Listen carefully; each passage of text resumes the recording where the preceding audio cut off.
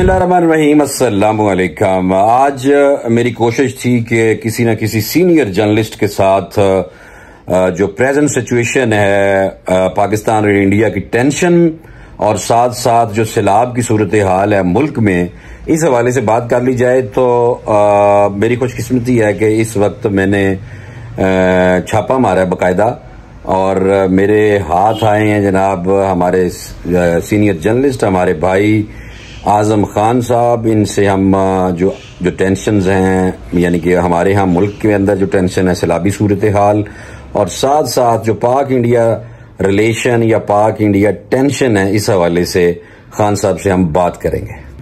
खान साहब, आज के अखबारात क्या कह रहे हैं, और आप जो रेटिंग करेंगे खबरों को उस पर बात कर लें, और थोड़ी सी ये भी बात कर दें कि कौन सी खबरें बहुत अहम हैं जिनके असरात इस वक्त मरतब हो रहे हैं पाकिस्तान की सियासत पे भी और ओवरऑल हालात जो।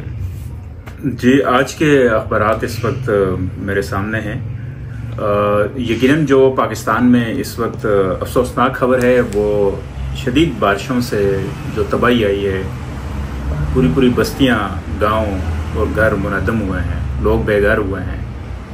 इस हवाले से जो खबरें हैं वो अखबारात में आज पढ़ने को मिल रही हैं। ये अफसोसनाक सूरत हाल जो ख़ास तौर पर खैबर पख्तूनख्वा में और फिर पंजाब में भी जो शदीद खतरात हैं उस मतलब भी ये खबर है। सैकड़ों लोग, जिस तरह इस जंग अखबार की खबर है कि 540 हो चुकी है हलाकतों की तादाद, जो मजमूई तौर पर हलाकतों की तादाद है। सिर्फ पाकिस्तान का खैबर पख्तूनख्वा का एक ज़िला है बुनेर, जहाँ पर अभी भी जो लापता लोग हैं उनकी तादाद 200 से ज़्यादा है। साफ मतलब यह है कि जो रेस्क्यू ऑपरेशन इस वक्त चल रहा है, इसके दौरान जब वो मलबा हटाया जाएगा तो फिर उसके नीचे से जो अगर कोई लाशें बरामद होंगी, मिलेंगी, पता चल सकेगा कि 200 जो लापता अफराद हैं वो उनमें शामिल हैं। बहुत सारे बस्तियां इस तरह तबाह हुई हैं कि उनके अब वारिस भी शायद उनकी आइडेंटिफिकेशन करने की अहल नहीं है, या वो रहे नहीं हैं, या फिर रास्ते इतने महदूश हो गए हैं, इतने ख़राब हो गए हैं कि वो वहाँ तक पहुँचकर ये फरीज़ा भी अंजाम नहीं दे सकते।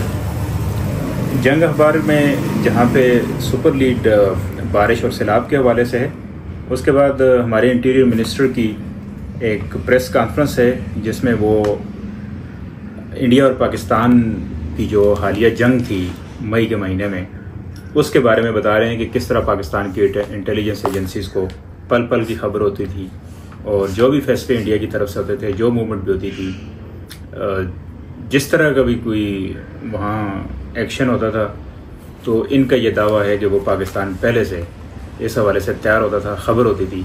और वो ये क्रेडिट दे रहे थे कि जिन एजेंसीज़ को कुछ लोग बुरा भला कहते हैं, वही एजेंसीज़ किस तरह खिदमत कर रही होती हैं, और उनको उस तरह रिकग्नाइज़ भी नहीं किया जाता, उस तरह अवार्ड भी नहीं दिए जाते।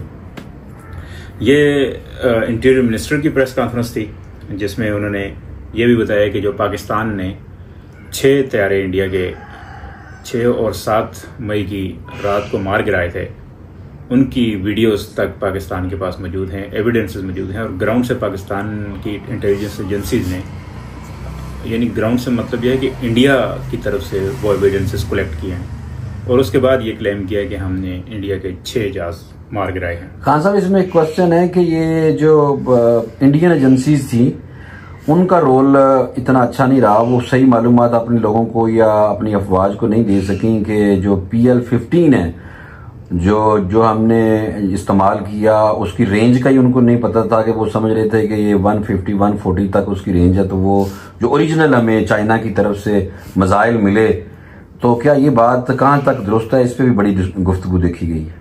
ऐसी खबरें सामने आई हैं, शाया हुई हैं। जो खबर साइदारा रॉयटर्स है उसने भी खबर दी है कि उनको पाकिस्तान के और इंडिया के टॉप ऑफिशियल से जो उन्होंने बात की है, उन्होंने ये बताया है।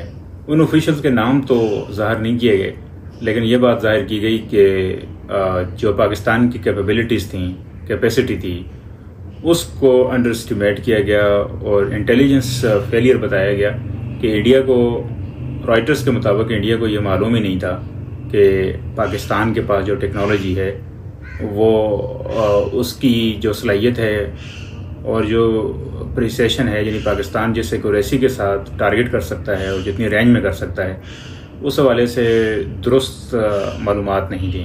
और फिर जो पायलट्स थे उनको भी ये नहीं बताया गया कि वो 200 किलोमीटर पर भी हिट हो सकते हैं। वो इस कंफर्ट में थे कि जहाँ से वो अपनी प्रवास भर रहे हैं, जहाँ पर उनके हथियार मौजूद हैं, वहाँ शायद पाकिस्तान की तरफ से उन्हें हिट नहीं किया जा सकता। अगर उन खबरों को देखा जाए तो उनके मुताबिक ये इंडिया की तरफ से इंटेलिजेंस फेलियर था।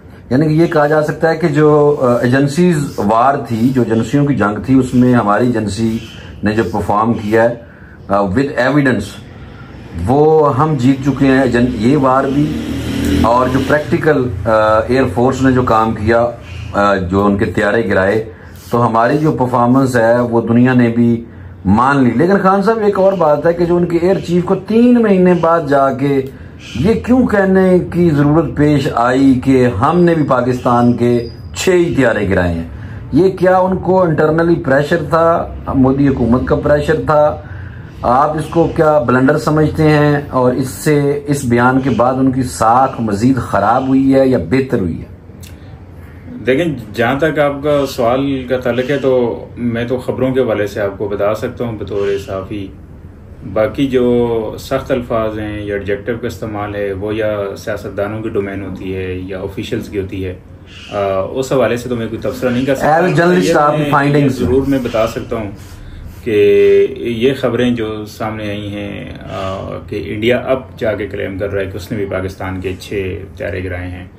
दिलचस्प बात यह है कि पाकिस्तान ने उसी रात को जो 6 और 7 मई की रात है, ये दावे पाकिस्तान के मिलिट्री सोर्सेज की तरफ से आ चुके थे कि पाकिस्तान ने 1 त्यारा मार गिराया, 2 मार गिराए, 3 मार गिराए। यानी जैसे जैसे वो हिट हो रहे थे और कंफर्मेशन आ रही थी, पाकिस्तान उस रात साथ साथ फ्लो ऑफ इंफॉर्मेशन थी और मीडिया तक वो खबरें आ रही थी।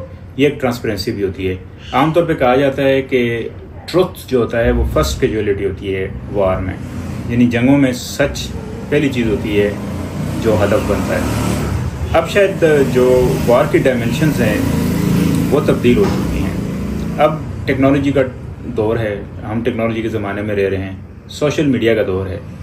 अब CNN चलाए ना चलाए, अल जज़ीरा दिखाए ना दिखाए, या कोई मकामी मीडिया GOIRY या वो खबरें वहाँ पर आए ना आए, लेकिन जो सूरत हाल है वो हर एक के हाथ में, तकरीबन हर एक के हाथ में कैमरा होता है, मोबाइल होता है।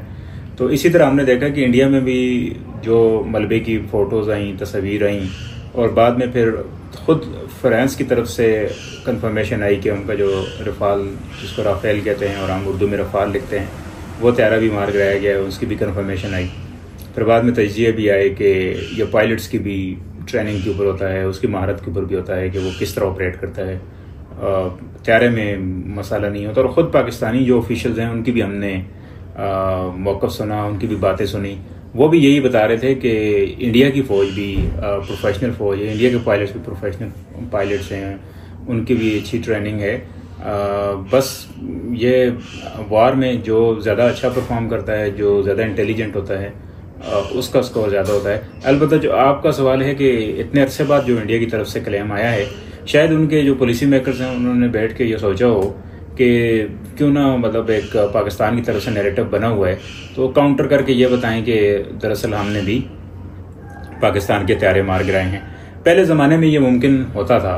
अगर आप 71 की बात करें या उससे पहले 65 की करें या उससे भी पहले जो जंगें थी, वर्ल्ड वार 1 या 2, उसमें जो कंट्राडिक्टरी क्लेम्स आते थे तो आम आदमी को सच तक पहुंचने में या रसाई हासिल करने में मुश्किलात होती थी। लेकिन अब इंफॉर्मेशन का इतना फ़्लो है और इतने ज़राए हैं कि अब शायद मुमकिन नहीं है कि आप अपनी मर्ज़ी से चीज़ों को उस तरह ट्विस्ट कर सकें और उस तरह मोड़ सकें। तो ट्रांसपेरेंसी जो है वो ज़्यादा अब इंश्योर करनी पड़ रही है आपको। अगर आप किसी भी वजह से अपना फ़्लो ऑफ इंफॉर्मेशन उसको रोकते हैं तो उसका नुकसान होता है। पाकिस्तान को इंफॉर्मेशन की हद तक ये एज ज़रूर रहा है कि पाकिस्तान का मीडिया कंपेरेटिवली जब हम इंडिया के मीडिया से देखते हैं तो ज़रा वाइब्रेंट था, वोकल था, चीज़ें ज़रा ज़्यादा आ रही थी सामने। अगर इवन कहीं पाकिस्तान का नुकसान भी कुछ हुआ तो उसके ऊपर भी बात हुई और वो भी बताया गया है। वीडियोस भी चलाई गई हैं। तो इसी तरह मिलिट्री की तरफ से भी जो स्पोक्स पर्सन थे वो भी जो सूरत हाल थी उसके बारे में बता रहे थे, जबकि इंडिया की तरफ से हमें इस तरह फ्लो ऑफ इंफॉर्मेशन देखने को नहीं मिला। खान साहब, आखिरी सवाल वो ये है कि अभी जो टेंशन है वो कहा जा रहा है कि बरकरार है, सिर्फ ऑपरेशन संदूर जो है इंडिया की तरफ से ये बयान आए हैं कि वो पॉज है। तो आने वाला जो वक्त है पाकिस्तान और इंडिया के दरमियान जो टेंशन अभी है, जो आपकी जो इन्वेस्टिगेटिव जर्नलिज्म को अगर देखा जाए और आपने जो स्टडी किया अभी तक का ये जो मार्का है या उसके बाद आने वाले दिनों में, क्या आपको लगता है कि इंडिया की तरफ से कोई एडवेंचर हो सकता है या आपको लगता है कि जो होना था वो अभी हो चुका? बस आज ही कुछ देर कबल जो अमेरिका के फॉरेन मिनिस्टर हैं मार्को रूबियो, उनकी स्टेटमेंट आई है कि हम रोज़ाना इंडिया और पाकिस्तान की सरगर्मियों को मॉनिटर करते हैं, यानी नज़र रख रहे हैं कि दोनों ममालिक फिर कहीं आमने सामने तो नहीं आ जाएंगे। तो प्रिडिक्ट करना मुश्किल होता है, लेकिन एनवायरनमेंट ऐसा ज़रूर मौजूद है, क्योंकि जो इंडस्ट्री है उसके ऊपर भी टेंशन मौजूद है। आगे चल के अगर इंडिया, अगर चाहिए लॉन्ग टर्म में इंडिया इसकी अगर वॉलेशन करेगा भी तो उसको काफ़ी टाइम चाहिए, लेकिन इवन देन अगर ऐसी इंटेंशंस है और वर्ल्ड बैंक और बाकी जो कंपल्शंस हैं उनको अगर इंडिया नहीं तस्लीम करता और यूनिलेटरली इस एग्रीमेंट को एक तरफ करता है, वायलेट करेगा, तो डेफिनेटली ये टेंशन और ज़्यादा बढ़ेगी। लेकिन अभी ये कहा जा सकता है कि जो इंडिया और पाकिस्तान हैं उनके अंदर टेंशन ज़रूर मौजूद है, और जो ऑफिशियल से भी हमारी बात हुई है वो भी ये कहते हैं कि वो खासे अलर्ट हैं दोनों तरफ से। बहुत शुक्रिया खान साहब।